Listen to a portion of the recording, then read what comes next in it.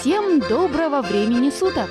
Мы продолжаем исследовать исконную Северную Сардинию в провинции Сассари. И недолго думая, мы сегодня отправимся в прошлое.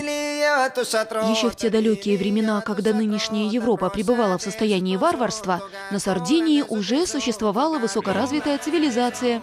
Ее следы сохранились до сих пор. Амфитеатры, крепости, а также огромные каменные жилища, нураги, пережившие 25 веков. Что больше всего поражает, так это то, что все эти глыбы ничем не скреплены между собой. Так называемая сухая кладка. То есть существовала такая цивилизация, мастерство которой мы даже не сможем повторить в наше время. Этот нураг называется Санту-Антине и находится близ городка Торральба в провинции Сассари.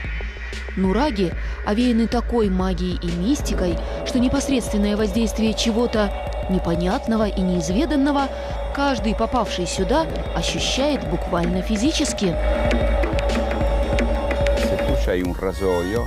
Если внутри постройки вдруг вы окажетесь с бритвой, то через некоторое время ее лезвие само по себе затупится.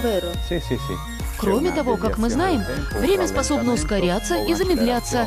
Находясь в эпицентре таких мест, мы можем ощутить воздействие теории относительности на себе.